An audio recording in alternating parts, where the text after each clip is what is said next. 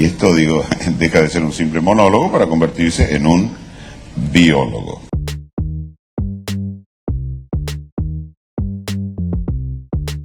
Hola, ¿qué tal? Bienvenidos a Biólogo, su podcast de cada fin de semana para repasar las noticias, sucesos más importantes de la semana en Cuba y, por qué no, en algunas partes del mundo. Yo soy Miguel Alejandro y me acompaña mi amigo Sender. Sender, bienvenido.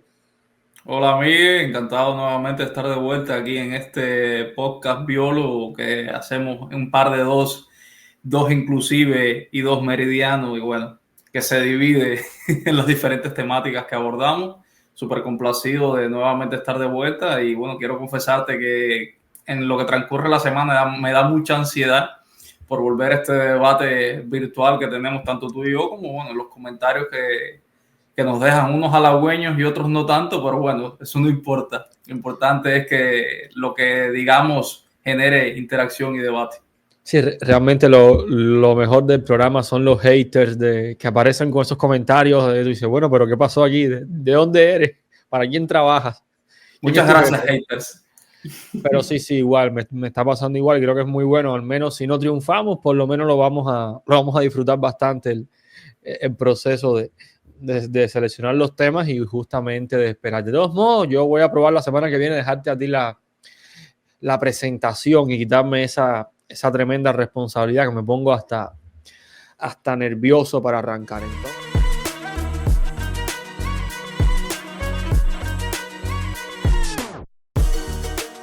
Entonces hoy yo quería comenzar con algunos comentarios, pero como son un poco extensos, y además no consulté con las personas si podía, digamos, utilizar su nombre. Voy a esperar al próximo encuentro. Recordemos que los que nos ven de Cuba siempre tienen que lidiar con la represión, como cada cual le quiera llamar, en última instancia con la presencia de esos ojos motorizados que siempre están vigilando los compañeros de las Suzuki. Así que en la próxima semana sí traeré esos comentarios, si no, si me autorizan a decir el nombre, si no simplemente la idea, que en última instancia es lo más importante, pues estamos recibiendo retroalimentación que es muy útil, sobre todo en términos de el contenido que estamos planteando acá. Entonces, para que no se nos aburran, vamos a arrancar con el primer tema de hoy, que imagino que sea de Cuba. Sender, cuéntame. Bueno, lo que viene siendo trending topic, no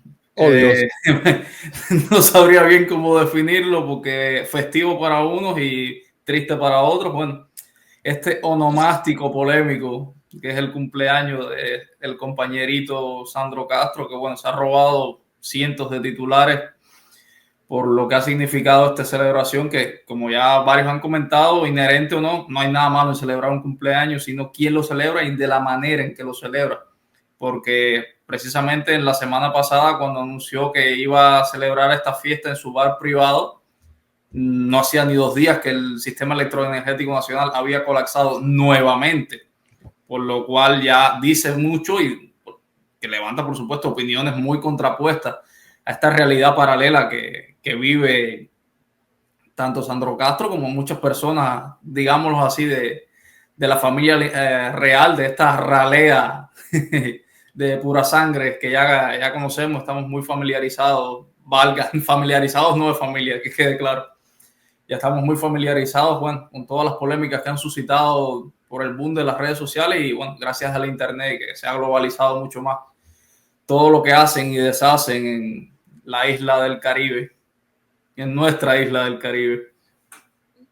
Mira, yo veo que también durante la semana continuaron las noticias de toda la trama de Ana de Armas y Manolo Anido, pero realmente quizás ya decidimos darle pausa al tema, al menos para nosotros, para lo que buscamos en este programa, ya no da para más.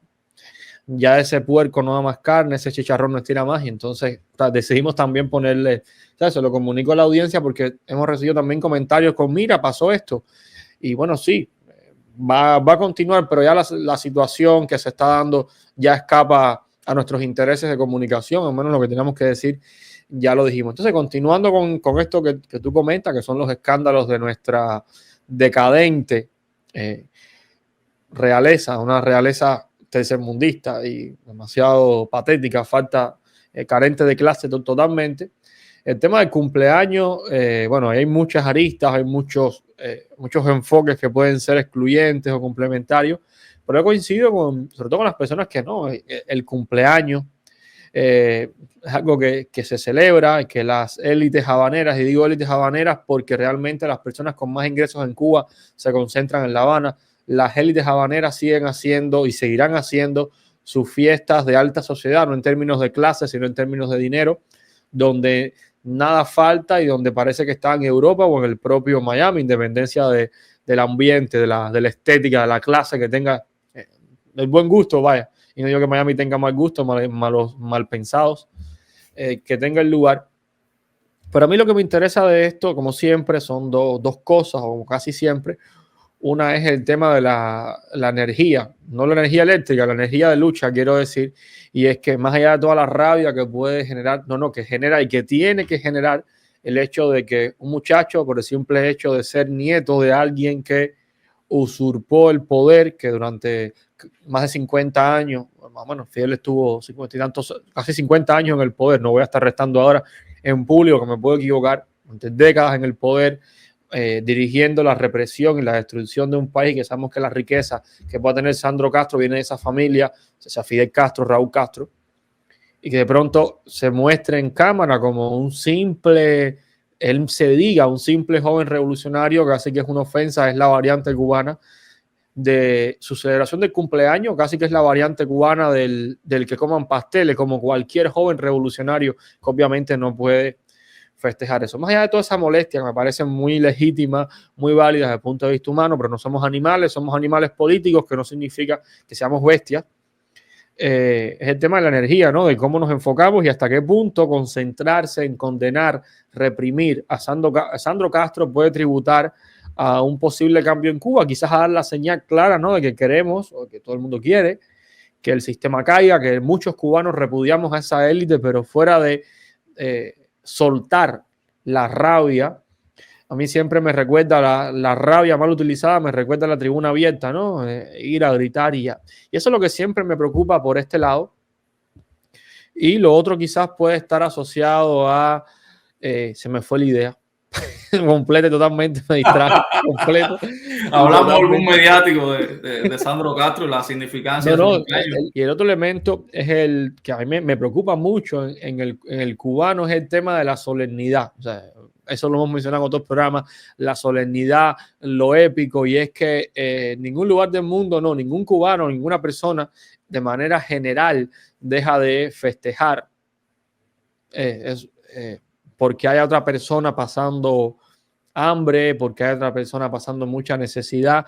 Incluso las personas, es decir, uno fuera de Cuba no deja de comer algo rico, de un lugar bonito, porque la familia está en Cuba. No digo que yo lo haga, digo que en la práctica la vida se impone de esa manera y que esa solemnidad no es lo que predomina, ni es lo normal, ni es lo esperado. Y cuando ocurren estos fenómenos empieza a parecer algo que a mí siempre me enciende todas las alarmas, que es esa declaración de el verdadero cubano debe indignarse con esto, un cubano no puede. Y yo creo que si uno lucha por la libertad, tiene que luchar también respetando la libertad de los demás. Es decir, si uno quiere indignarse, tirarle 4 molotov al bar de Sandro Castro, decirle 40 horrores, 4 malas palabras que se merece, hacer una campaña, no tengo ni idea, lo que cada cual quiera.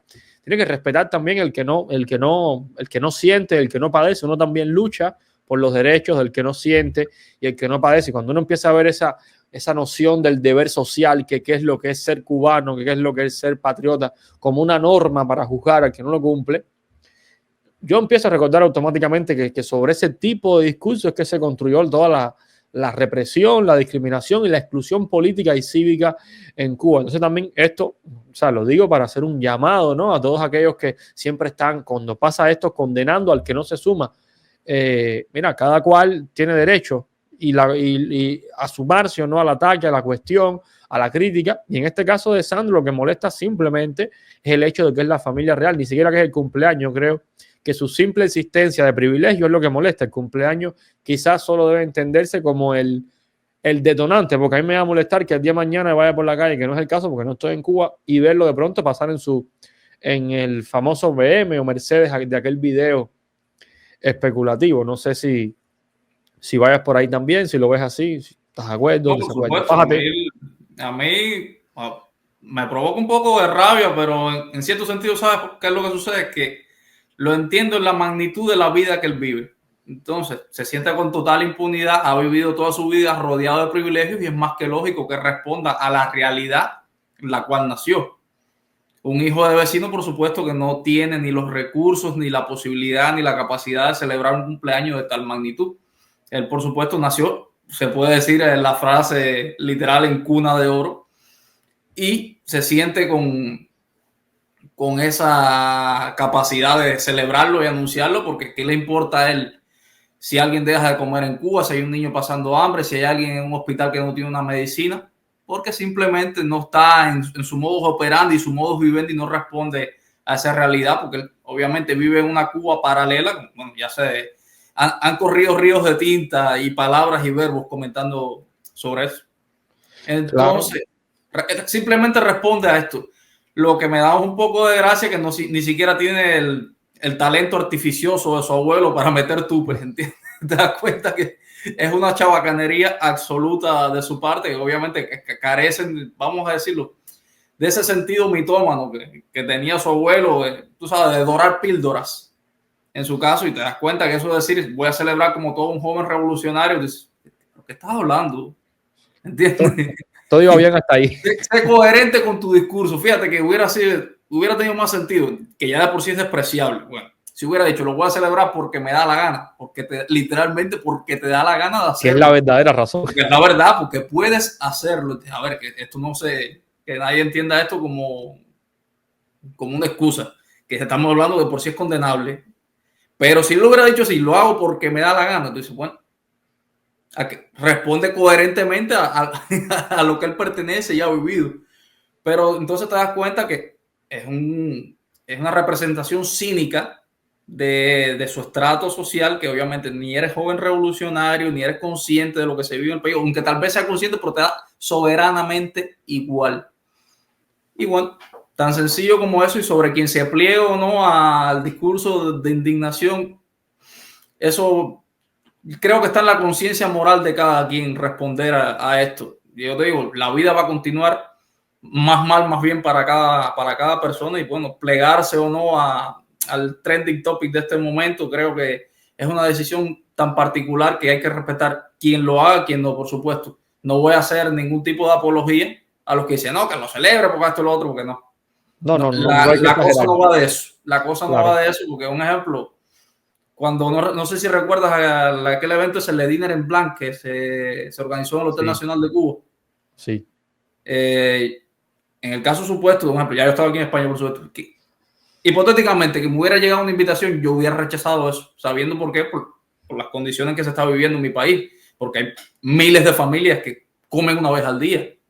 Entonces, fue una circunstancia que yo pasé. Yo llegué a estar en un momento de comer una vez al día. Entonces, tan sencillo como eso, por hacer conciencia cívica de lo que atraviesa mi país, yo rechazaría o participar en un evento de esta magnitud, y mucho menos quién está detrás de ello. Entonces, creo que ya parte sobre todo de la conciencia moral de cada quien que lo haga. Unos los verbalizan, otros no, otros pasan totalmente de largo. En el caso de los cubanos, supongo que muchos estén únicamente concentrados en qué van a comer, en cómo van a sortear la dificultad del día a día, porque es bastante duro y cruel lo que se está viviendo. Y bueno, desde la perspectiva de los cubanos que viven fuera, no lo sé, porque si bien provenimos de este discurso totalitario de sí o no, o sea, de ser maniqueo, estás conmigo o estás contra mí, no, porque si abogamos por la libertad individual, si abogamos por el derecho de cada quien de expresarse correctamente y cívicamente en lo que piensa, creo que no deberíamos, ¿sabes?, de enarbolar ningún tipo de bandera condenable respecto a esto. Pero ya te digo, sobre el fenómeno en sí, por supuesto que provoca rabia, provoca impotencia, porque obviamente has nacido rodeado de privilegios y tienes el cinismo y el descaro de decir que yo soy un joven revolucionario. Y la única revolución que se gesta son de las gomas de su carro cuando se traslada desde su casa hasta este bar. Definitivamente, es decir, nosotros no buscamos en este programa caer en esas dinámicas, pero todos los cubanos que estén viendo este programa dentro y fuera de Cuba deben conocer a uno y a varios ancianos en Cuba que están en una situación delicada, a uno o varios niños, varios padres de niños que están atravesando una situación delicada para que aparezca, ¿no? Este niño de papi que no ha hecho nada, incluso que no merece nada por el simple hecho de ser familia de alguien que tampoco se lo ganó legítimamente. Pero bueno, detrás de todo esto siempre, al menos la reflexión que yo busco acá, es el tema del equilibrio que tiene que ver con lo que estabas comentando, ¿no? Por ejemplo, el caso mío, mi gremio, o sea, la mayor parte, lo digo con total tranquilidad y sin ningún tipo de compromiso, la mayor parte del gremio de economistas cubanos hace silencio y algunos se prestan para ser cómplices del discurso y la práctica destructora de la economía. Mi activismo, mi proyección política, mi discurso no debería estar destinado a fajarme todo el tiempo con ellos porque no voy a ningún lugar. Y es que detrás de todo esto hay que tener cuidado, ¿no? De mezclarse también con yo sé que la gente ve las cosas en términos de izquierda-derecha, algo así, pero si uno va a las raíces, por ejemplo, de lo que es lo progre como lógica ha hecho, por ejemplo, el complejo de culpa que hemos mencionado en otros encuentros de los europeos, y es una cuestión de hasta qué punto termina la causalidad. ¿A qué me refiero con esto? Fidel Castro deshizo, robó y destruyó. ¿Hasta qué generación de los Castros los cubanos tenemos que estar enfocados en destruirlo? No es que esté mal, no es que no sea legítimo, es también saber hacer un corte histórico. ¿Sabes a lo que me refiero? Si Sandro Castro, obviamente su bar F, que además se llama F, de Fidel Castro, si su bar F, además le pone un nombre molesto, su bar F, que obviamente ese dinero viene del lugar que todo el mundo, de la corrupción de la familia real, ¿se lo quitamos o no? O sea, ¿dónde rompemos? Y a mí es una cosa que me preocupa, no por el hecho de defenderlo, sino de como civilización cubana, ¿no? Saber hacer un corte y decir, oye, de aquí en adelante ya la Cuba post-59, tan imperfecta, no se dedicó, creo, hasta cierto punto, a perseguir, por ejemplo, a los hijos de Batista. Oye, ya, Batista se llevó lo que se iba a llevar, si sus hijos cogieron o no cogieron ya, porque si no, se convierte la venganza y los impulsos más bajos del ser humano se convierten en estrategia, en lucha política, se convierten en el sentido en sí mismo de la política. Eso es mi preocupación con todos estos temas, que evidentemente la rabia hay que canalizarla siempre de una manera un poco más inteligente y no convertir la venganza en el objetivo de lucha. Ahora yo estoy viendo en redes también y en televisión acá en Miami, que es buscar a todos los artistas que fueron al concierto no, al paripé, ¿no? Al picaqueya, a la fiesta de Sandro Castro, para hacerle una cruz y raya, señor. Ya, basta. Es decir, ¿cuál es el nivel de conectividad? ¿Hasta qué punto uno corta con todos esos ataques? Y eso, creo que quizás lo he dicho antes acá, pero me preocupa, se está convirtiendo en una especie de fenómeno de quemar brujas. De buscar brujas por todos lados, pero es la bruja, el amigo de la bruja, el que le prestó la silla a la bruja para que se sentara. Ya es toda una cadena que eso incluso atenta contra los principios básicos de la justicia. Es que todo el que esté relacionado con el diablo o el que cometió el delito moral es culpable también. Y en ese mundo donde todo el mundo es culpable, o sea, donde todo el relacionado es un culpable, no se salva a nadie. No digo en Cuba, digo en el mundo. Eso no hay un negocio, hay muy pocas cadenas de valor de producción que están completamente limpias, purificadas en toda su extensión. Y si no, nada es limpio. Ni el desarrollo de Europa, ni el de Estados Unidos, ni el mundo de hoy tendríamos que tumbar las pirámides porque o alguna obra hecha por esclavos. O sea, en fin, todo un dilema de causalidad que no termina nunca. No, bueno, tampoco debe enraizarse en lo importante que es el hecho en sí, porque, no sé, ya te digo, responde a la moralidad de cada quien. Si tú decides participar en un evento como tal que está auspiciado por este personaje, debes tenerte una consecuencia. Entonces, los artistas que hayan decidido participar o no, bueno, ellos deben saber a lo que se atiene y, por supuesto, el otro discurso de señalar este, responde también al fenómeno en sí. Y no, el otro día vi un titular que creo que era que Raúl Paz había participado o estaba presente ahí, no lo sé, no. Entonces, son detalles un poco escabrosos, pero A veces cae en este conflicto, no sé, digamos lo moral o mediático, que va a ser inevitable si eres un personaje muy conocido, en este caso un artista como Raúl Paz, que es un buen artista, un gran cantante y compositor. Si estás inmiscuido en esto, es obviamente que no digamos vaya el dedo de la culpa,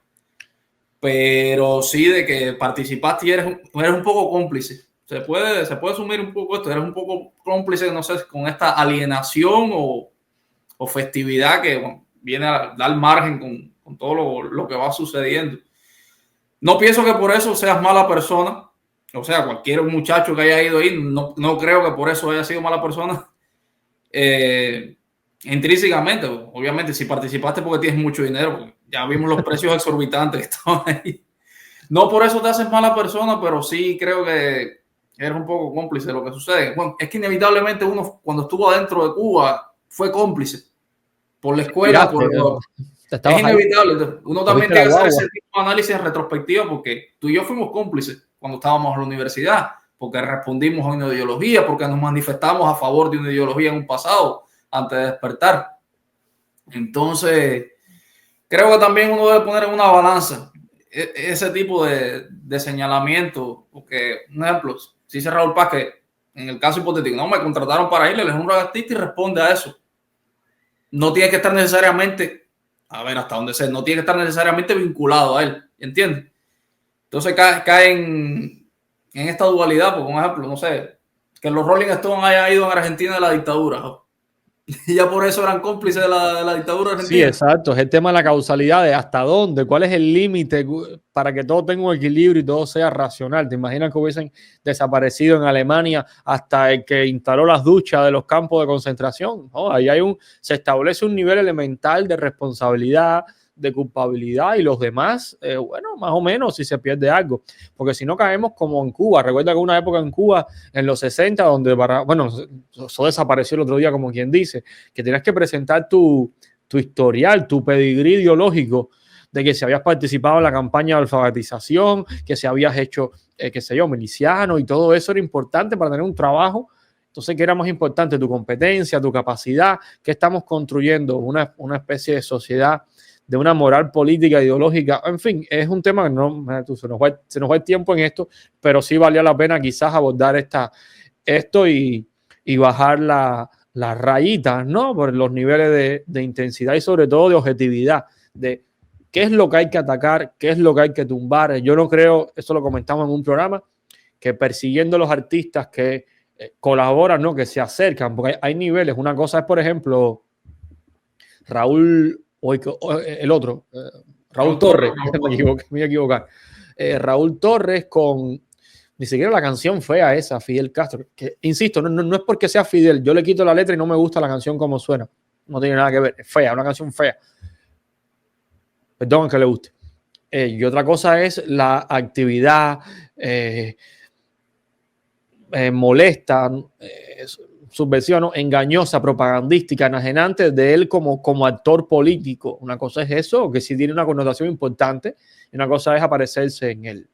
O sea, hay niveles, ¿no? Todo puede estar mal, pero hay niveles, y eso la justicia lo tiene bien claro. Por eso todos los delitos no se juzgan igual, por eso el nivel de implicación en un delito se establecen niveles, y eso quizás hay que entenderlo en Cuba para que no nos convirtamos en la sociedad, en la decadencia del castrismo, y sustituirlo con una nueva sociedad de lo mismo, de la misma intolerancia y respeto, y sobre todo violencia contra los demás.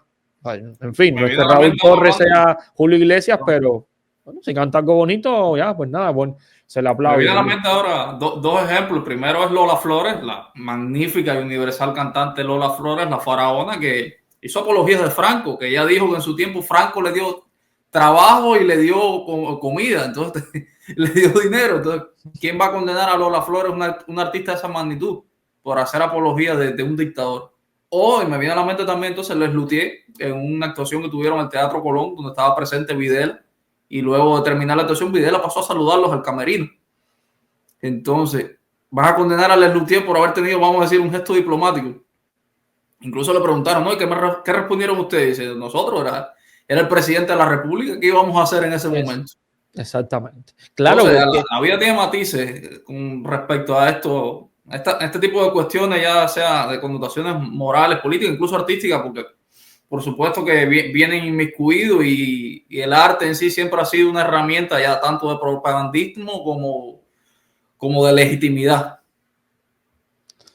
Sobre todo eso. Entonces No, bueno, dejar. cayendo, precisamente valiendo de esto de las circunstancias, sí sucedió un hecho triste Sí. mientras se anunciaba con bombo y platillo esta fiesta, que es la muerte de Manuel de Jesús Guillén Espulgar, un joven de 30 años, preso de las manifestaciones del 11 de julio, tenía solamente 30 años, que bueno, fue ultimado por una golpiza en prisión, que por supuesto el parte oficial fue que intentó desconectarse del mundo y bueno, la evidencia en su cuerpo, las marcas, contradicen totalmente esto. Hay un video que parte el alma verlo, que a mí en lo personal me impactó mucho porque es inevitable sentir empatía con algo tan doloroso mientras en esta otra Cuba paralela el nieto de la familia elegida celebra un cumpleaños y anuncia esta festividad. Y bueno, Manuel de Jesús Guillén Espulgaja, que bueno, te pediría que le dedicaremos este programa, es el tercer preso del 11 de julio que fallece en una triste circunstancia de prisión, que no debería haber estado preso por pedir libertad, como tantos cientos de jóvenes cubanos están hoy en día en las prisiones cubanas. Y creo que es un acto que ensombrece mucho más y bueno, deslegitima por suerte el sistema que rige Cuba. Sí, sí, fue un hecho de esos que uno lo ve y se toma un segundo, piensa para no inundarse de rabia. Lo que están haciendo con los muchachos del 11 de julio, y perdón por caer en una zona común, pero siempre hay que recordar lo que están haciendo con los muchachos del 11 de julio. Y digo muchachos, aunque haya personas mayores, pero es una manera genérica, y hay mujeres también, obviamente, de referirme.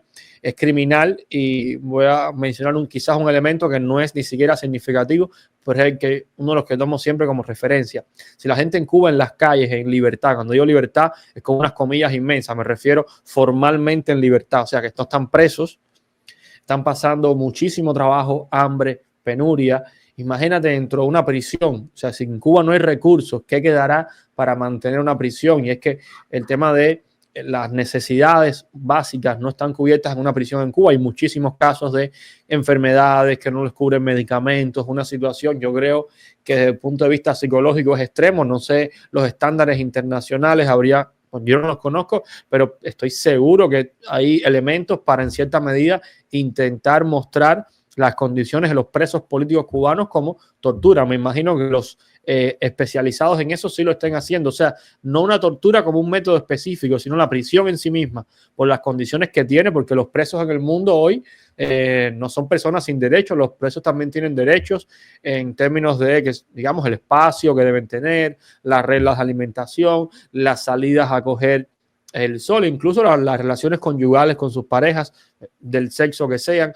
Todo eso, la cercanía del familiar, es decir, la ubicación del preso, o sea, la prisión cerca del lugar de residencia, todo eso que estoy mencionando son elementos que se están violando en Cuba con los presos políticos sin ningún tipo de piedad. Y todo esto de verdad que es muy molesto y llena de rabia, y sobre todo uno automáticamente lo asocia con, no uso la palabra que todo el mundo pensaría, con los excesos, los abusos, aunque realmente lo quiero decir, lo que todo el mundo siente de Sandro Castro y toda esa élite no desconectada, que de manera desfachatada presume su vida, y sí debería tener algún tipo de condescendencia, sobre todo porque su nivel de vida se sostiene a causa de eso. O sea, su nivel el estado de Cuba es un daño colateral del nivel de vida que tiene Sandro Castro. Y además que el 11 de julio es algo que, menos a mí me toca de cerca, no hablo mucho de esto en público, Sender, pero yo pude haber sido uno de esos que está preso hoy, que yo fui uno de los tantos miles de cubanos que ese día estuvo en la calle. Unos tuvieron la mala suerte de caer presos, incluso por temas de racismo, y no me lo contó nadie. Me voy del tema por un momento, pero voy a recordar que los principales que están presos son muchachos de barrios pobres, son muchachos racializados, no voy a decir negros, voy a decir racializados, y nadie me lo contó. Yo vi cómo los antimotines, no sé cómo llamarle a esos sujetos que llegaron dando golpes, iban directo a las personas de piel más oscura, directo a los negros, los mulatos, los mestizos, los que más pobres se veían, y fue mi experiencia. Entonces, además me toca de cerca, no es una realidad que, digamos, me puede ser muy ajena o que descubrí por las noticias, sino que estuve ahí con esas personas y vi los rostros, la energía, la humildad y sobre todo los deseos de que acabara de caer, da igual cómo lo definieran desde el punto de vista ideológico. Yo sí no me atrevo a, como hacen algunas personas, de ponerle un signo político a las protestas del 11 de julio. Era el pueblo cubano y ya, era un signo antisistema y listo. No necesito que sea izquierda, derecha, comunista, anticomunista, anticapitalista, anti nada, sino simplemente pueblo protestando. Y bueno, me fui del tema, pero este tema obviamente me toca, o sea, no puedo evitarlo. No, está totalmente correlacionado y es inevitable. Es que desde ese día no pasa una semana que no se mencione el 11 de julio de 2021 por la connotación que tuvo el hecho en sí, que yo creo que ese fue para mí el gran despertar político por aquel momento para mí ultra mega omnimioso de el personajucho ese, decir orden de combate, que yo sentí una rabia tan grande que, bueno, fueron minutos y minutos y minutos y minutos expresando mi rabia y mi impotencia. Y por supuesto, después cuando fui conociendo amistades cercanas, tanto como tú como otros que participaron, y sobre precisamente el objetivo de la racialidad está más que visto, porque si te fijas quiénes son las mayorías que están presos, personas, muchachos marginales, barrios pobres que no estudiaron. Sin embargo, tú u otros que son preparados, son estudiantes universitarios, que son blancos, muchos fueron sobreseídos y otros fueron advertidos. Tan siquiera, o sea, te das cuenta de la condescendencia que tuvo, porque al ser personas mediáticamente conocidas, sabían contra quién actuaban. Entonces, más allá de lo arbitrario, fueron actos milimétricamente calculados de represión. Y bueno, eso es lo que identifica a los regímenes totalitarios. Saben a quién castigan. Y eso está más que visto y comprobado a lo largo de los años. Tú que comentabas de amigos, no hay ningún problema, podemos mencionarlo acá. Uno de nuestros amigos que fue de los tantos, no podemos mencionarlos a todos porque son muchos, tantos amigos que fue golpeado ese día, sufrió daños físicos, nuestro amigo Fernando Almeida, abogado que trabaja, o sea, está vinculado estrictamente o seriamente, perdón, a temas de derechos humanos y que ha asumido una labor muy activa con el tema de los presos políticos cubanos. Después de esa fecha, es que de verdad que el 11 de julio, digamos, nos rompió algo por dentro a todos. Yo recuerdo que después de ese día fue la primera vez que yo utilicé la palabra dictadura así abiertamente para referirme al gobierno cubano. O sea, algo ahí colapsó. Yo creo que incluso desde el punto de vista cultural, desde ese entonces las canciones de Buena Fe no me saben igual. Algo ahí, no sé, algo se activó, algún mecanismo de defensa que no es ni bueno ni malo. Fue lo que pasó, fue la respuesta de nosotros, de la sociedad cubana, cada cual desde su individualidad, al hecho de violencia que en última instancia creo que muchos cubanos no esperábamos. Y me voy a incluir, aunque realmente sí lo esperaba. La gente en Cuba siempre ha sabido que hay represión, pero creo que constatarla de esa manera no es que no hubiese habido huevos, años 80, años 90, Embajada del Perú, pero quizás reciente, en época reciente, había 30 años de que no ocurría, estoy pensando en el Maleconazo, casi 30 años, 20 y tantos años, que no ocurría un hecho de violencia estatal, militar contra la ciudadanía de esa magnitud. Y eso quizás se borró del imaginario y el 11 de julio reactivó esa idea o quizás la puso más clara que nunca, porque las magnitudes de la violencia del 11 de julio habría que un especialista, tendría que establecer una comparación, pero creo que pueden superar las de las etapas anteriores, en Maleconazo, Embajada del Perú. A las damas de blanco. Las damas de blanco, que sí, violencia incluso físicamente puede ser extrema, pero me refiero a la magnitud. Esta vez fue violencia contra miles de personas. Las damas de blanco siempre fueron un grupo específico y incluso no tenía el alcance nacional cuando una manifestación de 10.000 personas, de 10.000 no, muchas más personas salimos el 11 de julio, de las cuales 1.000 terminan presos. Creo que a ese nivel de números, no de que este es más importante porque tiene más gente, sino de números. No lo habíamos vivido hasta donde yo sé. Bueno, entonces, continuando de aquel incierto lugar, ahora vamos al traste con una medida económica que resulta ahora mismo totalmente improcedente, que va a contribuir a la asfixia social y alimenticia del país. Un amigo comentaba en un grupo, dice, en 3 meses veremos en Cuba sumida en una hambruna, lo cual enciende las alarmas, la verdad, porque es una especie de gran salto adelante que están implementando ahora con esta resolución 56 que prohíbe a las conocidas MIPYMES el comercio mayorista de sus productos. Y creo que esta es una manera de cerrar el flujo y como sabemos, de servirle en bandeja de plata al régimen y a sus testaferros, de ellos monopolizar todas las actividades económicas y comerciales en el país, porque como sabemos, este es un sector que va en auge. Y ahora con esta medida da el traste y rompe completamente con este, digamos, pulmón comercial que había, que podemos asegurarlo que estaba manteniendo a flote más o menos, un poco desbalanceado a la economía doméstica cubana, y ahora con esto ya es cerrar de cuajo algo tan importante como es el sector alimenticio cubano, que viene en crisis desde hace muchísimo tiempo, y ahora con esto vemos que incluso le dan un plazo de 90 días para plegarse a esta medida. Entonces te das cuenta que por muy desfachatado que sea, responde a un plan minuciosamente calculado que están implementando. Y dice, vamos a ver cómo funciona y después recogemos la cuerda para nosotros quedarnos con todo este andamiaje. Bueno, es decir, antes de empezar, no sé si tal vez los amigos que nos estén viendo tengan claro, ¿no?, de qué va la medida. Me imagino que sí, pero por una cuestión puramente formal vamos a recordar que es que se trata de que el comercio mayorista queda al sector privado, primero queda prohibido por completo a los cuentapropistas, o sea, la venta al por mayor queda prohibido para los cuentapropistas, y en el caso de las pymes les será permitido solamente venderlo a otros privados a través de comercializadoras estatales o vendérselo directo a empresas estatales. Siempre aclaro que estatales es estatales y militares. En la fraseología estatal tramposa, usan estatal para referirse a lo estatal y lo militar, cuando desde el punto de vista técnico en las condiciones cubanas siempre es más apropiado hacer la distinción entre unos y otros. Esta medida, bueno, no me gustaría extenderme, pero voy a abordar algunos elementos que tú me irás acompañando y me irás diciendo. Yo creo que en el caso de Cuba, cuando vamos a analizar las políticas económicas, digo políticas económicas porque es la única manera que uno tiene de referirse a esta toma de decisiones, que realmente no son políticas económicas de un mundo normal, sino son, es decir, en una democracia las políticas económicas se toman en el contexto. Ahí algo me falló, yo voy a decir otra cosa.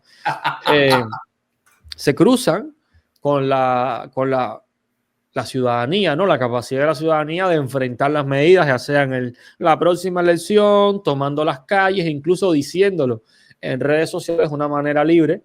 Y por el otro lado, también coexisten con los intereses de grupos económicos. Esa dinámica no ha desaparecido, pero eso tiene matices y tiene niveles, sobre todo tiene el contrapeso de la democracia. En el caso de Cuba, las medidas se toman en función de grupos de poder. Y ahí es donde pienso que quizás haya que esforzarse, o sea, no tú, no yo, sino como sociedad, en entender lo que está ocurriendo, porque siempre las medidas económicas, por mucho que uno no quiera, no benefician a todo el mundo por igual, ni siquiera benefician a toda la nomenclatura, a toda la élite, a todos los sectores del oficialismo, de arriba hacia abajo y horizontalmente hablando también, o sea, todos los niveles y de todas las posiciones de la misma manera. Por eso la pregunta para mí aquí es, ¿quién se beneficia con esto? A veces tendemos a juzgar las políticas económicas como si la filosofía del poder fuera el control por el control. Recordemos que todo lo que ha ocurrido en Cuba, toda la dictadura, la tiranía, el totalitarismo, el autoritarismo, llámale Dios, llámale energía, todo eso responde siempre a algo, no es el poder por el poder, no es una película o un capítulo del Capitán Planeta. Detrás de todo eso hay el deseo de controlar recursos, dinero, condiciones de vida. O sea, todo este mundo que se ha destruido en Cuba, pues no es construido, todo ese mundo destruido, esa construcción destructiva, lo que responde a la búsqueda de las condiciones de vida de millonario, de multimillonario, de magnate de los dirigentes cubanos.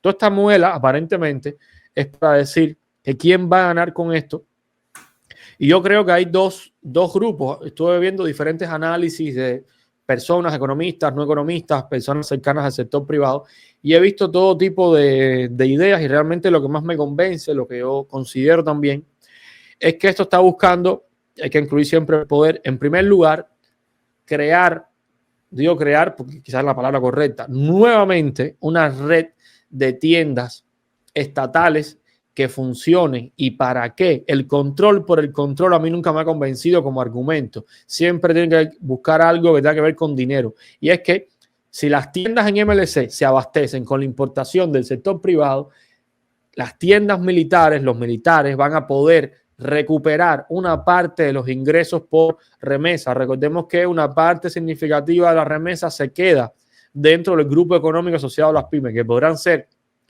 personas allegadas al poder, cercanas al poder, pero no son exactamente las mismas personas de las empresas militares. Esto parece claro. López Calleja está muerto, supongamos que estuviese vivo.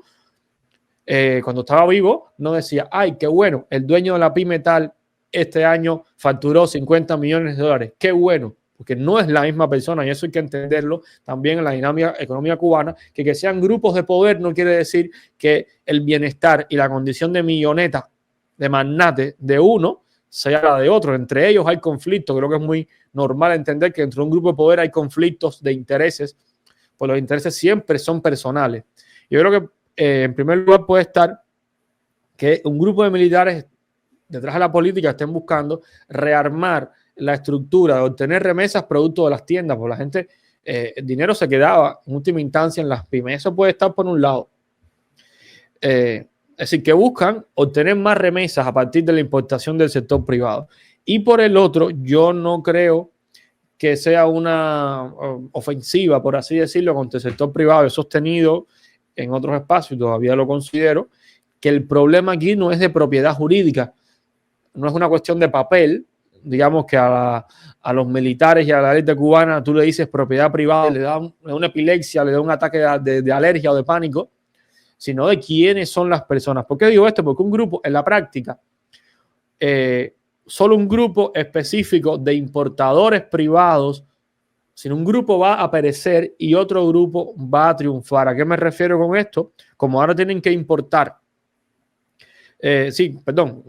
comercializar al por mayor a través de empresas estatales, basta con que una empresa estatal le imponga condiciones diabólicas, por así decirlo, no rentables a un importador privado para que éste no lo haga. Pero si le impone, no, si negocia, si se llevan bien, si hay algún tipo de corrupción, de compenetración, de alianza, le puede imponer buenas condiciones, buenos precios, y esos comercializadores al por mayor pueden triunfar. En pocas palabras, esto está dando más espacio para que haya más corrupción y para que la política del Estado, fíjate, no es para destruir a los importadores. Lo que estoy diciendo es que esto es para que desde las empresas estatales se decida quiénes, estatales o militares, quiénes van a ser los importadores que van a triunfar. Esto no es una destrucción del sector privado, esto es una consolidación y monopolización del comercio mayorista en las manos de los privados, que las empresas militares y estatales decidan. Esto, bueno, tenemos tiempo todavía. Contextualizándolo un poco, hay que recordar, bueno, suponer más bien, quiénes son las personas que importan. Digo importan, tercera vez y me vuelvo a equivocar, que comercializan, es casi lo mismo, que comercializan al por mayor, son importadores en la mayoría. ¿Quiénes son? O sea, no es tu primo Sender en Cuba que tuvo unos ahorritos, que vendió el Polaquito o el Moscovich y le mandaste un dinerito y se metió si no se metió, sacó su licencia. O sea, eso es un sector específicamente con unas altas barreras políticos, incluso segurosas de entrada. Cualquiera no llega a Cuba con dinero y se convierte en un comercializador al por mayor. Son personas, en otros países se llama enchufados, son personas enchufadas y conectadas con el poder. Por tanto, esto no es que va a destruir a un grupo de emprendedores nobles en una condición de libre competencia. Esto va posiblemente a dejar fuera, por ley, por resolución en este caso, a un grupo de satélites que se colaron dentro de ese sector, y va a decir simplemente quiénes van a ser las personas que ya estaban enchufadas, que van a prevalecer dentro de este espacio. Es decir, esta resolución está normalizando, haciendo legal y solidificando la dependencia de los privados importadores del Estado y consolidando esa relación y fomentando aún más el clientelismo político. Está diciendo, el que vaya a ser comercializador al por mayor tiene que responder a nosotros. Ese realmente es mi punto de vista de qué es lo que va a pasar. Perfectamente pueden estas personas favorecidas, digamos, aumentar el nivel de oferta, porque es posible. Recuerda que mientras más vendan, más dinero van a tener. O sea, no solo tienen la condición de monopolio, sino que pueden utilizar una estructura a escala, o sea, a ampliar sus volúmenes de comercialización para tener más ingresos. Entonces, no estoy diciendo que no pueda traer escasez, sino que posiblemente responda a un esquema de negocio y que el impacto sea en la consolidación de un negocio y no precisamente en la escasez, porque aquellos comercializadores al por mayor, habría que ver si alguno desaparece. Yo creo que posiblemente no desaparezca casi ninguno, porque el simple hecho de estar ahí ya te hace un enchufado. O sea, ahí no hay un disidente que se coló. Un disidente puede tener una cafetería, puede tener un negocito de rellenar fosforera, de vender billeteras, porque estaba viendo la mía ahora, de cuero, no sé, quizás algo así, pero un disidente, una persona no conectada con el poder, no vinculada, no es un comercializador al por mayor. Imposible. Entonces no creo tampoco que vaya a desaparecer muchos de estos actores que comercializan al por mayor, sino que van a continuar y pueden tomar más espacio dentro del negocio y sobre todo consolidarse. Esto es lo que creo posiblemente, un poco contrario a lo que he escuchado, sobre todo en las redes de algunas personas, pero puede ir por ahí. No, básicamente lo que te he comentado, un poco más resumido, que ahora, ¿quiénes van a ser los principales beneficiados? Los testaferros, quienes están enchufados, quienes responden a intereses, y lo que van a hacer es van a concentrar este tipo de actividades plegadas a su beneficio, que va a ser muy probable que pongan precios que le convengan, porque como sabemos todo esto hay muchísimo dinero por medio, y lo que va a suceder es esto, que no lo sé desde tu punto de vista económico, pero creo que pudiera repercutir en una crisis. No sé si será el punto de vista de un incremento de la inflación o de abastecimiento, una de las dos, o a lo mejor ninguna, pero lo que sabemos es que va a barrer. Eso sí está más que claro, que va a barrer con el, digamos, un sector minoritario de la esfera privada que no responden a quienes están plegados a la sombra de esta ala protectora de los nuevos ricos, que ya sabemos quiénes de ellos, a qué élites pertenecen. Sí, ya lo dijiste. ¿Sabes? Me faltó, tampoco quería yo abarcar todo, pero lo mencionaste. El gran perdedor aquí va a ser la bodeguita, la pyme bodegón. Es decir, el gran perdedor aquí va a ser el sector privado dedicado a la comercialización minorista. El comerciante minorista puede ser el gran perdedor desde el punto de vista de la estructura del sector privado. Y lo otro de la oferta, por supuesto, va a depender en gran medida de las ambiciones de esos comercializadores al por mayor. Yo espero que sean ambiciosos. En este caso, la ambición puede ser beneficiosa. La ambición podría ser ser el factor que inunde el mercado de oferta, ¿sabes? Mientras más venden, más dinero. Y lo otro aquí es el tema de la corrupción, específicamente de la empresa estatal. ¿Por qué digo esto? Porque lo que voy a decir tiene matices, puede ser polémico, tiene brecha, no es exacto, pero hay muchos casos donde funciona así. Y es que una de las salidas, hay muchas pymes o algunas pymes en Cuba que su principal cliente es el Estado, o sea, una empresa estatal o militar, el famoso B2B. ¿A qué me refiero con esto? Es que si a una empresa privada, a un importador privado enchufado, por cierto, yo conozco algunos casos, no lo voy a mencionar acá porque no es el trabajo de nosotros, pero me consta algunos casos de estos comercializadores al por mayor, que son personas familiares directos, se conozco, puedo decir nombre y apellido, lo que insisto, no es el caso de este programa, o sea, no me gusta hacer eso, están en Cuba, son familiares directos de oficiales de inteligencia cubanos en activo. Eso es una realidad. Recordemos que el núcleo duro del sector privado es el grupo importador. Recordemos que el que comercializa por mayores está importando en la mayoría de los casos. Eso creo que es importante tenerlo claro. Ese es el núcleo duro del sector privado cubano. Esa es la elite. Bueno, se parece también a la burguesía importadora cubana de otra época. Es, o sea, una transmutación, obviamente, no es no son las mismas personas, pero la misma función. Una élite cuyo negocio es importar. Y una cosa es que las empresas estatales que hacen contrato con las pymes o militares, en muchos casos les pagan bien.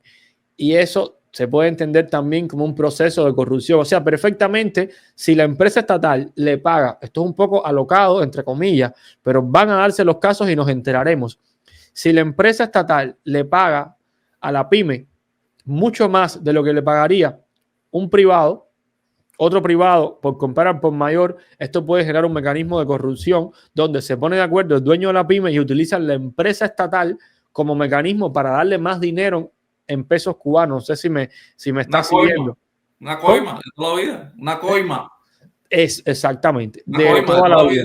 Porque después ese dinero, el que comercia al por mayor, va al mercado informal y lo convierte en dólares. Es decir, esto puede ser un mecanismo también para inflar las ganancias de esa clase importadora que además está muy enchufada con el poder, así que puede ser perfectamente un proyecto muy bien pensado. Ya esto pasa por el plano de la conspiración, pero en términos económicos tiene sentido que esto ocurra y sobre todo hay una estructura no democrática, no transparente detrás que valida este proceso. Recordemos que sabemos el nombre de todas las pymes que hay en Cuba, su teléfono, su dirección, pero no sabemos quiénes son propiamente los socios y los dueños. O sea que no hay transparencia. Tú puedes buscar ahora mismo en el directorio las pymes que se dedican al comercio mayorista, pero no vas a saber quién está detrás. O sea, así directamente habría que hacer toda una investigación profunda. El caso es que la capacidad importadora que estábamos viendo con el tema de la oferta. Por cierto, se me había olvidado, Sender. Hay un grupo de pymes que sí van a poder comerciar al por mayor de manera directa. Eso lo he estado viendo. Bueno, yo realmente leí la resolución y no entendí eso. O sea, puede ser que la leí rápido, lo leí mal, pero sí he estado viendo opiniones de algunos emprendedores cubanos de calibre, ya sea porque están conectados con el poder o no, pero que son muy cercanos a esto y tienen información más allá, podemos tener tú y yo desde afuera, de los medios. Y he visto a varios comentando la idea de que van a ser un grupo de empresarios privados, de pymes, si van a tener el derecho a comercializar al por mayor directamente con otras pymes, lo cual es una zona de privilegio que de todos modos es posible que eso pase. Recuerda que todo esto depende de que la autoridad pertinente controle. Y en Cuba sabemos que hay muchas cosas que no se pueden hacer, pero que se hacen y que hay un grupo de privilegiados que sí lo hacen. Entonces, posiblemente hay un grupo de pymes que se mantengan vendiéndolo al por mayor a otras pymes sin ningún tipo de fiscalización. O sea, la implementación de esto ya sabemos por otras épocas que va a tener una discrecionalidad que va a crear zonas de privilegio. Esto quizás sea muy común, pero es importante decirlo porque la ley en Cuba no se cumple al pie. La ley muchas veces es utilizada como un mecanismo para aplicarlo en los casos donde al poder, al ente que lo debe aplicar, le convenga. Y puede ser este caso también, que algunas le digan no, tú no, y otras simplemente, bueno, tú sí, porque tienes vínculo con el de cumpleaños o el otro. No, va a suceder así siempre. Así que, bueno, te propongo pasar a la siguiente sección y recordar a las personas que... y recordar a las personas que, bueno, han continuado con nosotros hasta este instante, que se suscriban, compartan, dejen en los comentarios qué les ha parecido este programa y, bueno, los otros anteriores. Y, bueno, pasamos a la siguiente sección de cultura.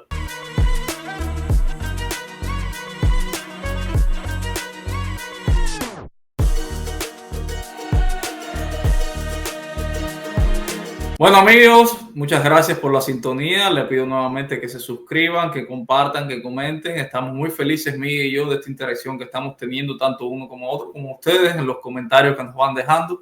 Y llegamos a esta sección cultural, nuestra opinión y la tuya, donde les haremos diferentes recomendaciones, tanto musicales, cinematográficas y literarias. Miguel, ¿tienes algo para aportar? No, hoy vengo en modo Randy. Tú hablas, yo te digo que sí.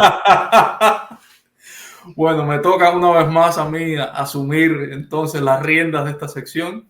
Bueno, quisiera recomendarles a los amigos, que supongo que varios ya lo habrán escuchado, el disco de Carlos Varela, Nada es como antes. Yo en lo personal lo disfruté mucho.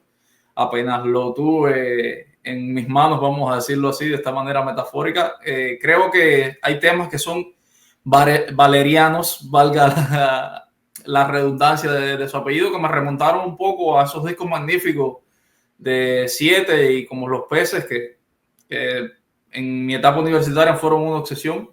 Me refiero a los temas Miedo a ser feliz, Libre y Cicatrices en la acera, que me estremecieron, sobre todo este último tema, Cicatrices en la acera, porque Varela va haciendo una cronología de lo que fue su juventud y, bueno, y el presente actual de la Cuba de hoy, que todos sufrimos y vivimos en mayor o menor instancia, y creo que Varela no pierde la esencia de lo que es, y bueno, lo manifiesta en este disco, y lo invito a todos ustedes que vayan, lo disfruten. Está en el canal de YouTube del Nomo, y creo que es una experiencia muy gratificante para incluso reencontrarse con esa Varela de los años 90. Miguel, dime alguna experiencia o algo así que quieras comentar sobre este magnífico cantautor.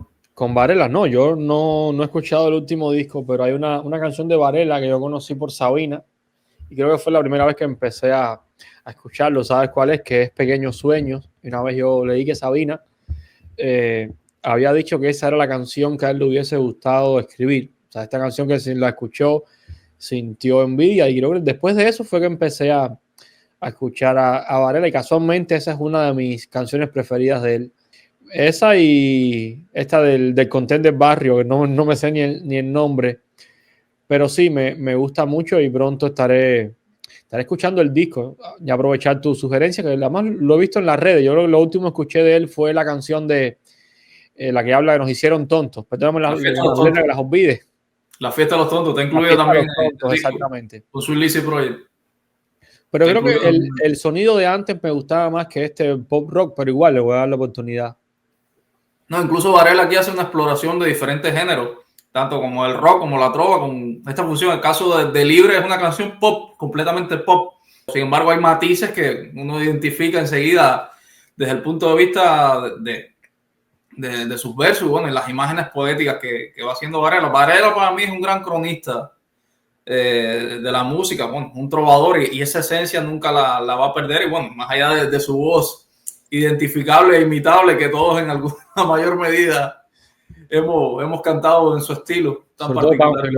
Mira, hay una canción de él que para mí es profética, más allá ya lo emocional, lo existencial. Sabes que con el tema de lo político es un látigo. Y el Enigma del Árbol, yo creo que es una canción de Varela que es, quizás no ha tenido la oportunidad suficiente dentro del público cubano y dentro de la sabiduría popular y el imaginario, pero que tú la pones hoy y sigue describiendo perfectamente la manera de los cubanos de reaccionar ante cualquier suceso político. Además lo logra, y sobre todo lo logra sin caer en el efecto choteo. Esa canción, si lo hubiese hecho Fran Delgado, hubiese quedado como un choteo, como una broma, y en el caso de él, la situación que se describe en el Enigma del Árbol es casi una situación risible. Sin embargo, él logra transmitir la reflexión con seriedad, y creo que también esa está entre mis preferidas, la verdad. La había olvidado por un momento, pero en la pausa me vino.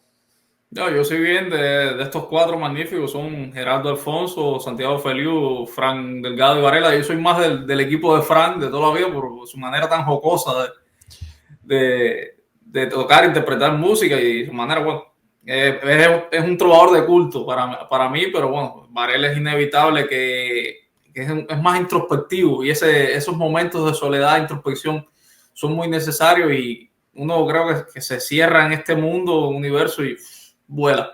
Oye, sí, discúlpame, déjame aclarar, ¿no? Que yo también soy del grupo de Fran, ¿no? No es que lo estaba criticando, al contrario, de estos cuatro trovadores, es el que más he escuchado realmente y con el que más cercanía tengo en la música, así que nada que ver, no es una crítica. Fran, si nos estás viendo, soy fan a ti. Y no, en serio, me gustan mucho las canciones, no voy a estar aquí mencionándolas, pero sí, es el que más he escuchado. Su música ha sido parte de la banda sonora desde que escuché Entre Angola, la canción de su relación con la guerra de Angola, y La Otra Orilla, que bueno, es una canción quizás un poco más oficialistona, pero en algún momento marcó el espíritu, yo creo un espíritu que se perdió en Cuba desde el punto de vista del imaginario popular, con esa energía que se respiraba en Havana Blues, esa ambivalencia nostálgica entre quiero mejorar, pero tengo la nostalgia del pasado. Esa música estuvo marcada por ese espíritu y en algún momento la consumí muchísimo. No, Hasta el 11 de julio. Sí. Yo hubo un tiempo que predicaba esa frase, yo decidí a cuenta y riesgo quedarme aquí en esta orilla, pero la realidad me hizo montarme en un tubo de pasta. El jamón ibérico te llamó. No, el jamón ibérico me llamó porque las utopías y los sueños que uno se pliega en la juventud, te das cuenta cuando la realidad es otra, que empiezas a vivir la vida de verdad, pura y dura, te hacen tomar estas circunstancias. Pero bueno, y eso no alimenta a los niños ni a los abuelos. Pero bueno, cambiando de tema, quisiera entonces hacer una sugerencia cinematográfica que, bueno, a lo mejor muchos lo han visto, otros no, tal vez, que es de este artesano del cine llamado Martin Scorsese, la película Goodfellas, protagonizada por Ray Liotta y este dueto, que para mí es uno de los duetos más impresionantes de la historia del cine, que es Joe Pesci y Robert De Niro. La película Goodfellas, que, bueno, es el retrato íntimo de esta familia del sindicato del crimen, que cómo actúan, pero sin embargo Scorsese le da un matiz con cierto humor y hace un retrato a paredes hacia adentro de cómo funcionan los resortes y las emociones que viven quienes, bueno, practican el delito como si fuese un deporte, y es una película realmente muy disfrutable con unas escenas memorables y unas actuaciones que, bueno, una de ellas le dio el Oscar a Joe Pesci por su personaje, y creo que es un deleite visual, musical, porque incluso tienen una cuestión muy interesante, que a pesar de ser una película de mafia, gran parte de su banda sonora es música rock, lo cual viene a ser una cosa muy disruptiva, que rompe con la solemnidad de otras películas, bueno, ya sea El Padrino, que bueno, rompe con esta solemnidad que tiene, ¿sabes?, las familias sicilianas, italianas, que bueno, históricamente está relacionado con el mundo del crimen. Y creo que Scorsese en esta película la botó de jonrón. Los temas estos de los criminales a mí me gustan. No sé si es el inconsciente hablando, pero bien hecho en cine creo que es mucho más atractivo, mucho más interesante cuando se logran personajes profundos, ¿no? Más allá de la caricatura, quizás que en América Latina los audiovisuales están más adaptados a no romantizar, pero un poco banalizar el comportamiento de los narcotraficantes, las mafias, los violentos. O sea, se banaliza en cierta medida y se simplifica demasiado el personaje, que contrasta mucho con esto que hace el cine americano, por así decirlo, Estados Unidos, que profundiza más en el personaje. El caso típico del Padrino y, bueno, todo lo que ha venido detrás con series, cine y demás. Hay una brecha, quiero decir, entre el tratamiento del narcotraficante, asesino, capo, mafioso en el cine norteamericano muchas veces y el que se le da en los productos, al menos que yo he visto, latinoamericano, en cuanto a la profundización y el trabajo del personaje. Igual los dos se pueden ver, se pueden consumir, se pueden disfrutar, ¿no? No hay hate por medio.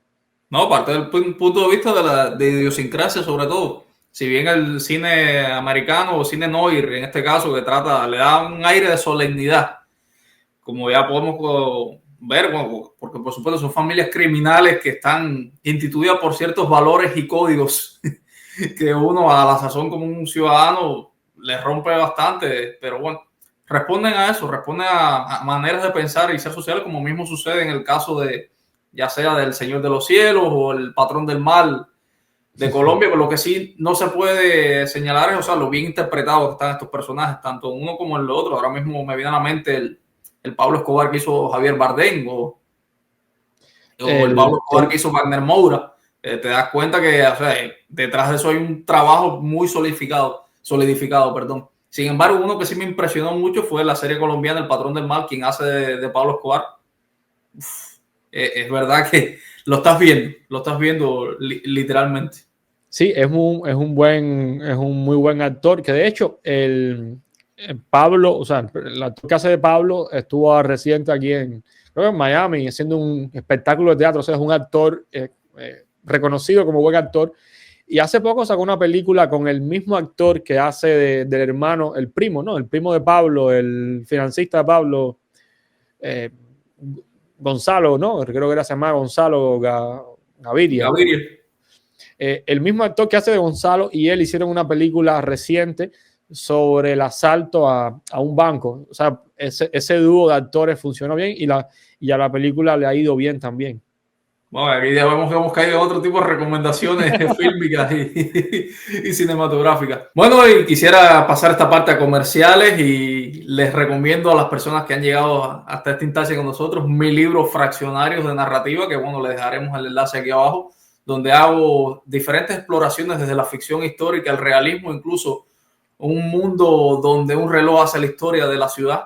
Así que se lo recomiendo a todos, una amena y excelente lectura, no porque lo haya escrito yo, sino porque me lo han comentado las personas que tanto lo han obtenido como lo han leído. Así que espero, por favor, que tengan esta condescendencia conmigo, que por supuesto me ayude un poco a crecer como autor. Bueno, ya saben, lean el libro de Sender, aprovechenlo, cómprenlo en Amazon, que es donde vamos a dejar el enlace y nos pueden dejar sus comentarios también. Si alguien está si alguien no, quienes estén en Cuba y quieran acceder al libro, se pueden comunicar con nosotros para ver alguna manera de hacérselo llegar. Pues sabemos que parte de nuestra audiencia, o digamos que la mitad de nuestra audiencia, según las estadísticas que nos da YouTube y iVoox, están en Cuba, así que también queremos ayudar, ¿no? De alguna manera facilitar, no podemos olvidarnos de los cubanos que están en Cuba.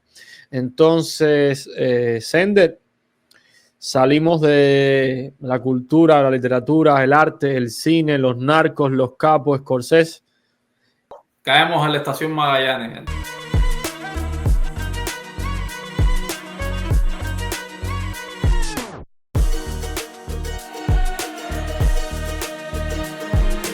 Bueno, Miguel, estamos en la estación Magallanes. A las personas que han llegado hasta este momento con nosotros, más de una hora llevamos conversando. Les invitamos nuevamente a que se suscriban, compartan, comenten y sobre todo intégrense a esta comunidad que de poco a poco hemos ido creciendo. Sobre todo quisiera agradecerle a las personas que desde que empezamos este proyecto Biólogo se han suscrito, lo cual nos hace muy feliz y gratifica porque, bueno, le da un sentido a estos comentarios que estamos haciendo del devenir de la semana en diferentes materias. Bueno, Miguel, dime qué quisieras decir al respecto. Al respecto. No, voy a saltar a las noticias porque entonces me voy a poner sentimental dándole gracias a la gente, porque te voy a ser honesto, ya que tocaste el tema, no quería hablar de eso. Yo cuando empezamos este programa pensé que iba a tener mucho menos, o sea, tampoco es que tenga 10.000 vistas por episodio ni nada que se parezca, pero pensé que iba a tener mucho menos audiencia porque parto del supuesto de que tener un mínimo de gente que te vea en YouTube cuesta muchísimo más esfuerzo, así que realmente yo me he sorprendido, insisto, tenemos números discretos, pero el feedback que estamos recibiendo es muy bueno y al menos a mí me está dando idea con mi poquita experiencia en cómo funcionan los medios y las redes de que el proyecto tiene posibilidad de seguir creciendo y esto se supone que es una palmadita en la espalda que nos estoy dando a los dos en medio del programa. Y bueno, saltamos ya a los demás temas para no ponerme yo emocionado aquí de alegría. Y es lo que está pasando ahora en el mundo. A nosotros cuando le comunicamos a nuestra audiencia, cuando nos sentamos acá a seleccionar los temas de la semana, siempre tratamos de que la parte internacional sean hechos, sucesos que tengan algún tipo de relevancia o trascendencia. Sabemos que han ocurrido durante la semana, se han dado noticias que que pueden ser de gran alcance en términos del impacto, cómo llegan a la gente, ya sea asesinatos, sobre todo este tipo de sucesos, pero crímenes propiamente hablando, pero tratamos de buscar elementos que puedan relacionarse o que tengan un alcance más allá, en el sentido de que nos permitan algún tipo de análisis, comentario, y seleccionamos de esos algunos, sobre todo por el impacto en la vida global. Entonces, para empezar, dime qué tenemos, Sender. Bueno, el pasado 2 de diciembre, Joe Biden, ya en las postrimerías de su mandato presidencial, le concedió el indulto total a su hijo Hunter Biden, quien fue declarado culpable de 2 delitos federales, lo cual ha suscitado la polémica por si este acto presidencial es conocido o, bueno, trae como consecuencia de que sea un acto de nepotismo, al tratarse nada más y nada menos de que el hijo del presidente. Que entonces, bueno, por supuesto, la oposición, tanto mediática como política, se ha hecho eco de esto, de que por qué alguien que, si bien ya comprobado y declarado es culpable de estos cargos, la instancia que presupone ser el hijo del presidente te da este beneficio.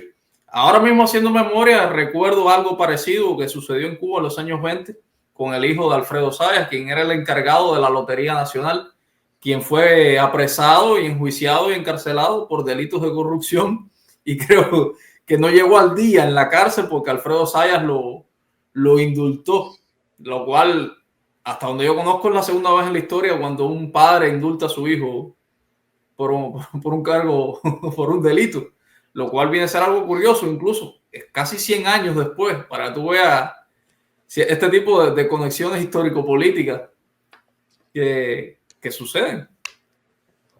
Esto, bueno, primero, antes de opinar, ¿no? Yo creo que no somos juristas especializados en estos temas, sobre todo para Estados Unidos, pero bueno, tenemos el derecho a opinar. Yo creo que más que opinar, me gustaría, o al menos antes, comentar la idea siempre de la necesidad de que los cubanos digo los cubanos porque mayormente, creo que todos, ¿no? Toda nuestra audiencia son cubanos.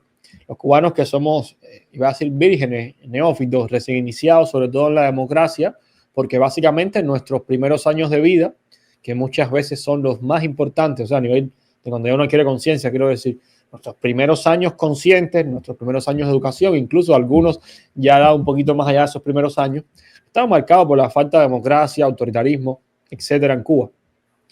Esto hace cuando llegamos a la democracia, queremos de manera entusiasta participar.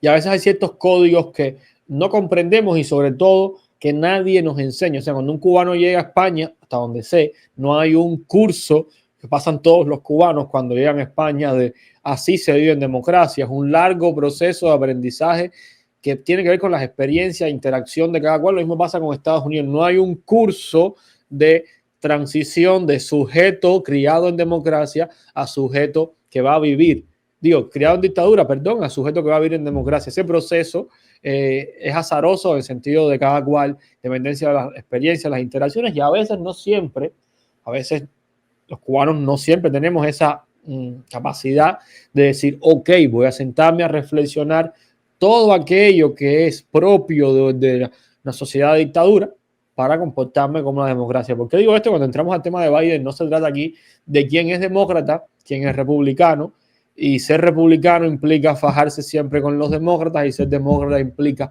fajarse siempre con los republicanos, que es una especie de definición en negativo. Yo me defino como lo que me opongo siempre de manera automática a esto. Esto me lleva al punto de que, independencia de cualquier tipo de afiliación, que en tu caso es el mío, que no votamos en Estados Unidos, no creo que tengamos propiamente voy por este o por este, sino simplemente vamos viendo. Y en mi caso particular, este tema me resulta sensible y aquí no me queda más remedio que apelar a lo humano. ¿Por qué digo lo humano? Porque desde el punto de vista legal primero es posible. O sea, es legal porque lo hizo. Y hasta donde tengo entendido no es que haya un movimiento para hablar de una supuesta ilegalidad. Esto es legal. Por tanto, que nos queda lo moral, lo humano, lo políticamente correcto. Y yo creo que en el caso de Biden, viendo la persona, un presidente que está de salida, un presidente que no va a ser más presidente, un ser humano que también está en el ocaso de su vida, en ya no solo política, sino de su vida biológica. Recordemos que Biden tiene más de 80 años, o no, o sea, no se nos vio la edad, pero anda por los 80. 82 años. Por ahí, ¿no? Exacto, tiene más de 80 años, ya eso es una edad avanzada, puede vivir hasta los 90, hasta los 100, pero ya es una edad avanzada desde el punto de vista biológico. Una persona que sufrió una pérdida significativa de otro hijo en décadas anteriores en un accidente, una persona que ha estado marcada por la pérdida familiar, por un gran drama familiar. Yo creo que en cierta medida decida en el final de su vida perdonar a su hijo, que obviamente fue declarado culpable. Me parece que está actuando como padre y en cierta medida habría que preguntarse, yo no lo conozco, cuánto puede debilitar eso la democracia y la credibilidad de los Estados Unidos, y desde una opinión de no experto, considero que un hecho así no tendría o no creo que vaya a tener ningún tipo de impacto en cuanto a resquebrajar la credibilidad de las instituciones, incluso de la propia democracia norteamericana. Creo que quien se sienta a pensar sabrá que lo que hay ahí es un ser humano perdonando nada más y nada menos que un hijo. A mí en lo personal, la idea del padre y la patria nunca me ha gustado. ¿Sabes? Esto de Mariana, o en este caso la madre, los Maceos, entregando a sus hijos a la guerra, esa solemnidad, y Céspedes, supuestamente, digo supuestamente por el mito, de diciendo que maten a su hijo Oscar, que él es el padre de todos los cubanos. Yo eso no, o sea, uno primero tiene que ser humano, familia, y después lo demás. No, creo que esos son los valores en lo que más o menos debemos educarnos, menos son los que yo considero correctos. Entonces, al final,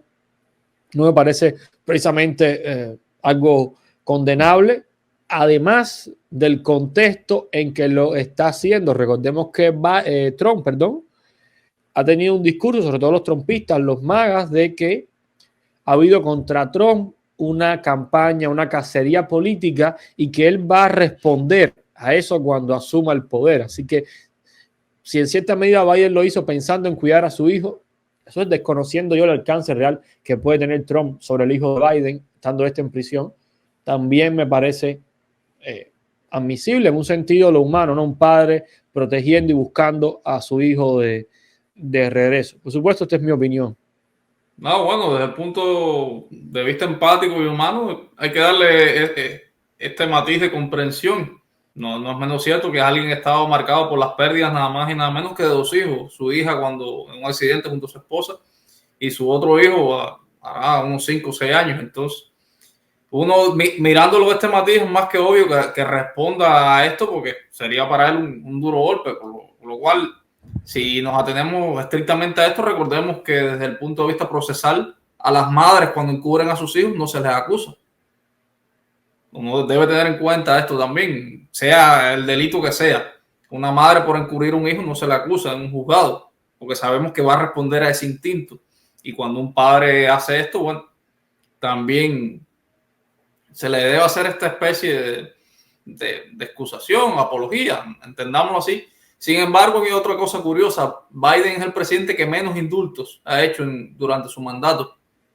Y indultar a un familiar o a alguien cercano no es la primera vez que ocurre. En el 2001, Bill Clinton indultó a su hermanastro menor llamado Roger Clinton, y en el 2020 Trump a Charles Kushner, el suegro de su hija, que nada más y nada menos lo nombró embajador en Francia.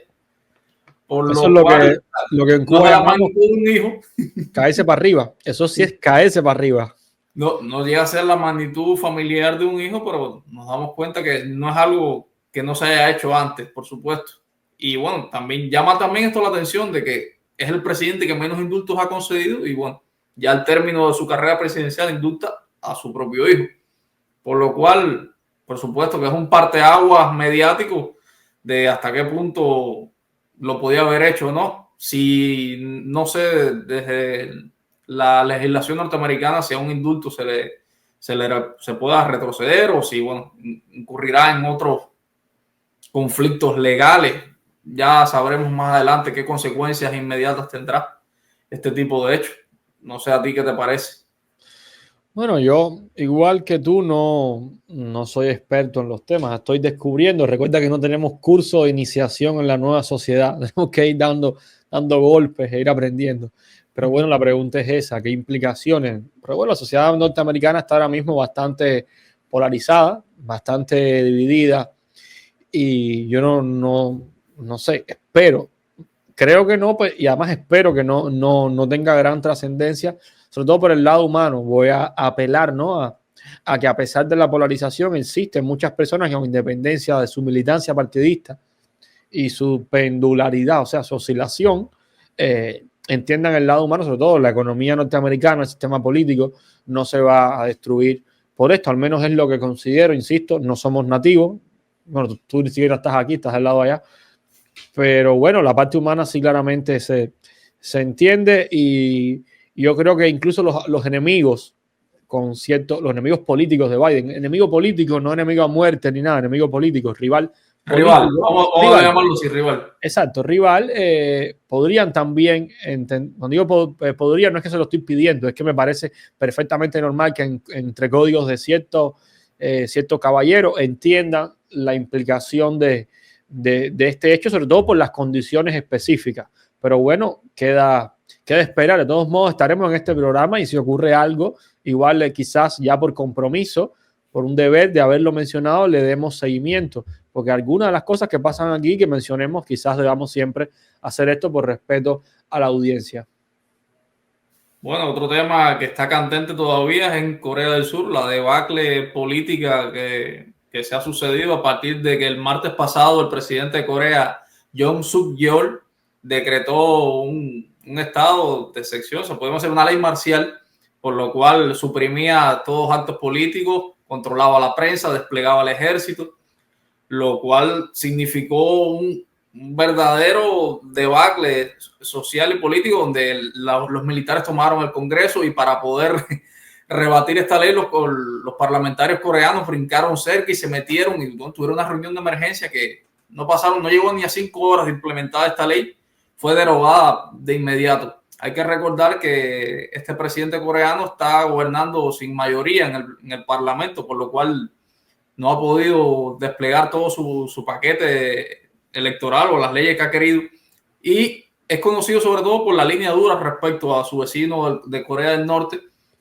y según lo que se dice que lo que lo conllevó a tomar esta decisión es que supuestamente había muchos enemigos internos dentro de Corea, o sea, dentro de Corea del Sur, que respondían al norte totalitario.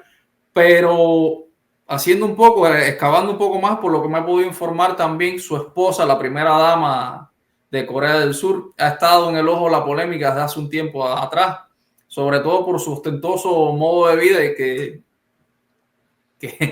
ha suscitado también muchos cuestionamientos, y es inevitable hacer las analogías de cierto país que tú y yo conocemos a cierta persona también que disfruta de estos beneficios. Bueno, la primera dama de Corea, Kim Keon-hee, en tiempos pasados ha recibido regalos que vulneran la ley coreana de cuando un funcionario público recibe un regalo no debe ser mayor de $600.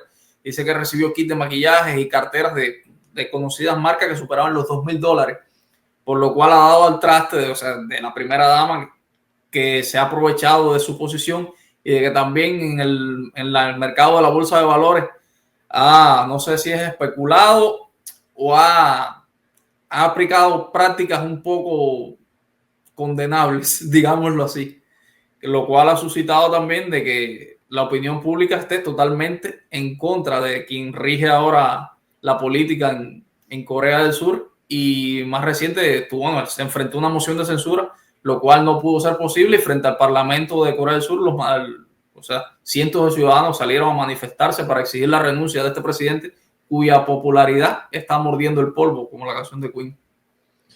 Te quería preguntar, ¿los nombres los leíste o te los aprendiste?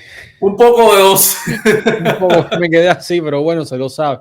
Yo iba a decir, bueno, el presidente, me quedé así, pero bueno, te lo aprendiste, qué bueno.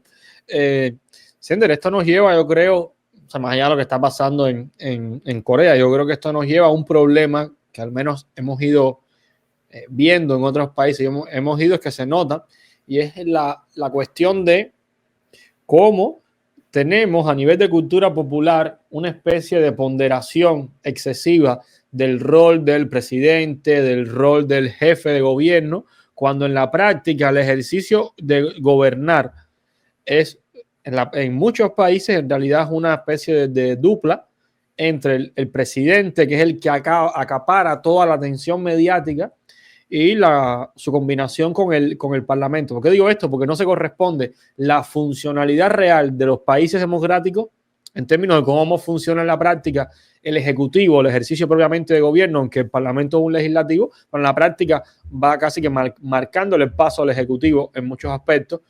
Cuando eso es lo que ocurre, funciona así, y en la comunicación, en el mensaje, en la propaganda, toda la energía está concentrada en el presidente. No digo que sea el chivo expiatorio, pero digo que este fenómeno está saliendo todo el tiempo porque estamos viendo un presidente que tiene medidas, digamos, nacionalistas, por así decirlo, y que está chocando en la práctica, en su ejercicio, con un parlamento. Y esto nos está llevando también a que cuando hay presidentes que vienen con medidas, digamos, radicales, y hay que entender que el estado de cosas en países democráticos suele parecerse las instituciones al país que se tiene. Cuando un presidente entra con la idea de dar un salto, tiene que muchas veces saltarse la democracia. Es el caso de Bukele, por ejemplo, en Argentina, perdón, en El Salvador.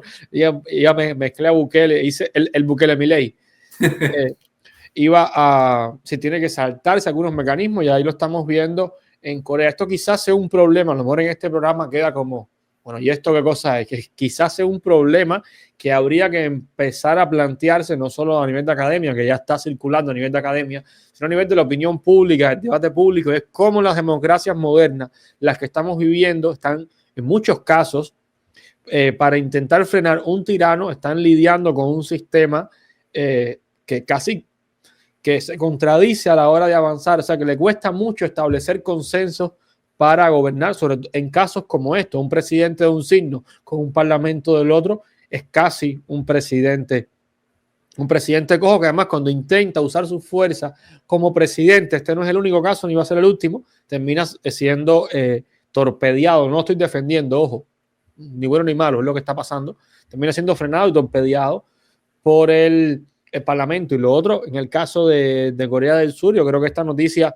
quizás debería tener mucha más relevancia. Recordemos que Corea del Sur es uno de los principales bastiones de democracia y progreso en Asia. Recordemos que tenemos ahora nuevos bastiones de progreso comunista, por así decirlo, que son, no vamos a caer que si es comunista o no, en fin, de manera nominal, simbólica, en Vietnam, China, bueno, Corea del Norte, que es atraso, y solo nos va quedando en ese pedacito Corea del Sur, Japón y sobre todo Taiwán. Por eso la importancia de que Corea se mantenga como un país democrático, y esto al final me parece bien, más allá de lo que pueda resultar, sea bueno o malo en términos de la política que se imponga, pero que el Parlamento tenga la capacidad de hacer esto, sí creo que es una buena señal en un sentido de la salud de la democracia. La salud de la democracia no quiere decir precisamente la salud de las mejores decisiones, pero por lo menos de la democracia. Sí, actúa como un contrapeso a una medida que se tomó por autoritaria, porque incluso lo hizo sin contar con la autorización del Parlamento, haciendo un uso, diría que de excesivo de sus facultades, porque sí, obviamente que no es algo que irrumpe con el proceso democrático normal de un país, tal vez se hubiera sometido a otro tipo de debate, pero la respuesta casi unánime del Parlamento de invadir su propio Congreso, que estaba rodeado de militares, ya te das cuenta, de la gravedad de una decisión como esta, una ley marcial que sumía a un país, un estado de sección, lo cual es inviable, y para la mentalidad democrática de las personas del sur de Corea sería convertirse en una versión light, digámoslo así, de sus vecinos del norte, por lo cual para ellos sería totalmente improcedente. Una pesadilla, literalmente. Sí. Entonces, más allá de la línea dura que plantea este presidente con la gente de arriba, estaría en cierta medida analogándolo. Sí, y a mí me llama la atención aquí algo que nosotros los cubanos no conocemos mucho, perdón por la crítica, pero creo que es bueno que seamos autocríticos, y es el compromiso con la democracia por parte de esos parlamentarios. Yo estoy seguro que ahí había parlamentarios también de su propio signo político enfrentándolo, porque hay algo sagrado, hay una institucionalidad por la que luchar. Eso es algo que los cubanos, pensando siempre en nuestro podcast, nuestro programa que es para cubanos, deberíamos siempre aprender, y es algo de que no está incluido en el curso, que no tenemos y que nosotros debemos incorporar de manera consciente y voluntaria, que es el respeto a la democracia, a la institucionalidad por encima de todas las alianzas políticas. Y bueno, en el caso de la machi surcoreana, que no pude aprenderme el nombre, te lo juro. En el caso de la machi, eso también creo que es impactante. Mira la cultura y el respeto, que los regalos no deben sobrepasar determinado nivel, algo que resulta impensable en la desfachatez propia de esa primera dama, no sé ni cómo llamarle, no es para no ser más irrespetuoso, pero sí es la desfachatez que ellos practican, y el nepotismo y la corrupción que practican en las comitivas gubernamentales de viaje y en todo el sistema de uso de recursos del Estado que hace esa señora. Recordemos todos los proyectos que tú mencionaste al inicio, la famosa cena de blanco y otros proyectos que tienen que ver con ostentación de una alta cocina en un contexto de un país pasando hambre. Y esto evidentemente es inevitable cuando uno escucha la funcionalidad normal de un país en democracia, y casi que nos da envidia, al menos a mí como cubano, mira cómo cuidan su país de que no se les convierta en el de arriba. Y eso creo que también debemos incorporarlo siempre que podamos. Al menos a mí es la reflexión que me viene, más allá de lo que pasa en Corea, que es un país en cierta medida muy distante. Sí, claro, pero bueno, haciendo un llamado a esto precisamente al cuidado de las instituciones democráticas, caemos entonces en Rumanía, otrora país comunista del bloque de la cortina de hierro. En este caso hablamos que el Tribunal Constitucional revocó las elecciones que se hicieron, donde según se desclasificaron unos documentos de inteligencia a través de campañas de TikTok de una manera inverosímil. El candidato presidencial con menos popularidad resultó el ganador de las elecciones. Entonces aquí ya pues, podemos decir que aquí hay algo raro. No lo sé, Rick, parece falso. Dios mío. Sí, esto nos lleva casi, voy a hacer una idea muy parecida, a la anterior, y es que el uso de las tecnologías, por supuesto, esto a nivel académico sí está estudiado, pero a nivel de comunicación falta mucho por concientizar a las personas cómo las nuevas tecnologías están influyendo en el proceso democrático. No vamos a hacer acá ahora la historia, sobre todo porque este podcast nos hemos portado muy mal, estamos pasados de tiempo ya, pero de manera breve me gustaría recordar que la democracia, los griegos, que eran unos niños grandes y muy sabios, la definieron como un sistema para hombres libres, y ellos llamaban hombre libre a la capacidad de no tener ataduras y dependencias. Por eso los esclavos no podían votar, porque entendían que los hombres libres no solo tenían propiedades, sino tenían el conocimiento suficiente para tomar las decisiones. Y evidentemente en estos tiempos donde la tecnología y los algoritmos, a veces para bien, digo para bien porque qué bueno es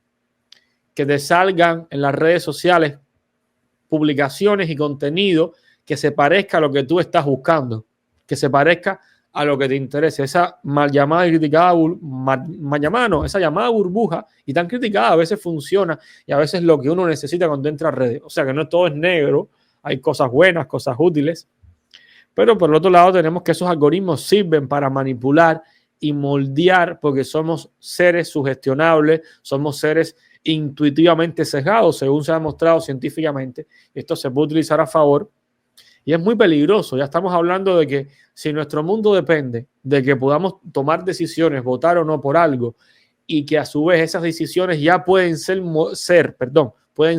moldeadas o condicionadas por empresas, tenemos un problema. La democracia es un mero paripé. Y esto, por supuesto, parece ciencia ficción, pero ya comienzan a darse estos casos. Incluso hay que recordar que en Estados Unidos, acá en el año 2016, en las elecciones, se dio un caso famoso de Cambridge Analytica, donde esta empresa había utilizado de manera ilegal o de manera moralmente cuestionable datos que daba Facebook para influir con publicidad en redes sociales en votantes a favor de Trump, para condicionar votos a favor de Trump. Es decir, ya no hablamos de un nivel donde la publicidad compite de manera tradicional. Tú sabes cómo se hacía el discurso de un político versus el del otro, el anuncio de uno versus el del otro, y hablamos a otro nivel, como a través de algoritmos se intenta influir. Y esto a mí, en lo personal, me resulta peligroso. Quizás en los próximos años, si nuestra sociedad, nuestros políticos son conscientes de esto, habría que ir pensando en un blindaje legal y técnico para que las elecciones sean lo más libres posible, porque ya cuando un algoritmo es capaz de influir en una elección, el término libre casi que es un eufemismo. Sí, esto puede ser una especie de competencia desleal, que en el mercado es tan conocido, donde una empresa puede mandar perfectamente a otra por haber incumplido, o sea, leyes no escritas o escritas sobre cómo debe comportarse el mercado, y en este caso las elecciones son una competencia, y está más que visto que si te aprovechas de algo que mueve a toda la sociedad para tu propio beneficio, ya moralmente, políticamente, judicialmente es muy cuestionable. Y si el Parlamento de Rumanía tomó esta decisión, más que solventada debe estar que lo hayan hecho, de haber revocado nada más y nada menos que unas elecciones presidenciales, lo cual es un punto de inflexión probablemente en la historia de la democracia moderna, que a partir de la influencia de una red social se han revocado unas elecciones presidenciales. Y admirable en estos tiempos de polarización donde pocos países se salvan. Pero ya que seguías con el tema de la economía, Sí, realmente la democracia es el correlato político, por así decirlo, es la tecnología política que es el correlato del mercado como tecnología de la economía. Y siguiendo con la economía, ya para casi, yo creo que ya cerrar, y es un tema que aunque estemos pasados de tiempo, no me gustaría pasar por alto porque tiene implicaciones para mí positivas, muy positivas, es el tema de que esta semana se hizo un acuerdo de un TLC o de libre comercio, por así decirlo, se firmó, se avanzó en tratados de libre comercio entre América Latina, específicamente el bloque de Mercosur, que evidentemente no es toda América Latina, es un grupo de países estratégicos, y el bloque económico de la Unión Europea. Esto nos lleva a algún momento de la expansión china, sobre todo en el contexto de la expansión china sobre América Latina por el abandono en cierta medida de Estados Unidos y Europa de la región, y en un momento donde Estados Unidos vienen con una política de Trump basada en el proteccionismo, yo diría casi que de manual, América y Europa dicen, ok, vamos juntos en libre comercio. Sí, bueno, responde sobre todo a la actualidad del momento y decir con qué aliados nos plegamos mejor, a qué nos viene mejor. Y bueno, el Mercosur ya, si no me equivoco, es de los años 90, donde estos países de Argentina, Uruguay, Brasil y Paraguay, corrígeme. Sí, más bien fulano. Sí. Son estos países que han implementado esta zona de libre comercio y tránsito, que ahora, por supuesto, plegarse a un bloque tan importante como Europa presupone un avance bastante beneficioso. Hay que mirarlo desde este punto de vista cooperativo, que en tiempos donde se avecina una probable crisis por los diferentes conflictos bélicos que van ocurriendo, por la expansión gradual de China tanto en África como en América Latina, puede ser otra manera de diversificar el mercado y las relaciones comerciales y sociales que se establezcan. Y sobre todo creo que no voy a decir un duro golpe, porque para mí no se trata de bando A, bando B, pero creo que puede ser un viraje significativo en América Latina que ha estado marcada para mí erróneamente, durante décadas por políticas proteccionistas, no porque esté en contra a priori del proteccionismo o del liberalismo, sino porque la historia ha demostrado que allá donde la cerrazón, o sea, el proteccionismo como esquema que te cierra la economía, en ese escenario cerrado, si la economía no es capaz de responder a ese aislamiento, es peor. Es decir, esta solución empeora la realidad. Durante mucho tiempo América Latina estuvo apostando a lo interno por el proteccionismo y su economía no fue capaz de responder. En esos escenarios siempre es preferible el libre cambio, sobre todo con países más desarrollados, y además porque las ideas que sostenían este tipo de proteccionismo, no voy a extenderme, quizás en otro encuentro, si los comentarios lo ameritan, lo profundizamos, sobre todo las teorías sobre las cuales se sostenían este tipo de esquema proteccionista en el caso de América Latina se han ido corrigiendo con el tiempo dentro de la ciencia económica, y es preferible un libre comercio bien gestionado que no un proteccionismo al cual la economía no tiene una respuesta productiva. Estas son ideas que te estoy diciendo, aunque tú no creas, que las escribió también José Martí en algún momento en sus defensas del libre cambio, porque sabía que América podía cerrarse, pero no iba a tener la capacidad de respuesta que tuvo Inglaterra en la época donde Inglaterra fue proteccionista. Inglaterra fue proteccionista antes de ser librecambista, pero sí supo desarrollarse. Tuvo una industria que creció. El caso de América Latina se cerró y no se industrializó. Incluso los momentos de mayor desarrollo de América Latina en los últimos años han estado marcados por un mayor libre cambio que no por un proteccionismo, lo que por supuesto bien gestionado, donde se apueste por la transferencia tecnológica, por la transferencia del know-how, por el aprendizaje, por acuerdos que no sean en detrimento del país. O sea, hay otros factores. Así que me parece muy bien. Y claro, esto no es que mañana Europa y América van a estar completamente integradas. Recordemos que esto depende también de las empresas propiamente de los países. Estos acuerdos en la práctica lo que hacen es crear un marco legal y un sistema de políticas e incentivos que faciliten, que viabilicen, que estimulen un mayor intercambio, pero en última instancia la respuesta la tienen los actores privados, que a veces uno está adaptado como cubano a pensar que un gobierno va a hablar con otro, al día de mañana van todas las empresas para allá porque les dio la orden, y no, en la práctica no funciona así, aunque también este tipo de encuentros muchas veces los gobiernos ya van representando intereses económicos previos, es decir, si eso pasó, hubo un empresariado español, francés, que ya le transmitió previamente a los jefes de gobierno, los que fueron a la cumbre, su deseo de este libre comercio. En última instancia, la política muchas veces es un mensajero de intereses económicos, ni bueno ni malo. Me parece bien siempre que los intereses estén sincronizados, ¿no?, con el bienestar de las personas. Sí, porque a veces hablar de interés económico es como una mala palabra. A mí me parece muy bien el interés económico siempre que va por el buen camino. Sí, bueno, es lo que marca el progreso de las naciones, es el intercambio. Eso hay que tenerlo siempre presente. Y lo que se me ocurre ahora mismo, partiendo de esta instancia, es que puede hacer un intercambio desde Europa de tecnología y desde América Latina de recursos. Pues como sabemos, el Cono Sur está plagado de recursos que, por supuesto, bien explotados en el mejor sentido de la palabra, puede ser beneficioso para millones de personas. Sobre y, por todo, supuesto, va a tener una correlación de un mejor nivel de vida para las personas del Cono Sur de estos países de América Latina, y supongo que también traerá beneficios fiscales para las empresas de acá de Europa, porque aquí hay retroalimentaciones en diferentes canales que, por supuesto, bienvenidos sean. Mientras más progreso y más beneficio traigan a las personas, a la humanidad en general, ¿cómo no podría estar de acuerdo con ellos? pues, Sender, hemos sobrevivido más de Casi una hora 2 y horas. media, casi 2 horas acá.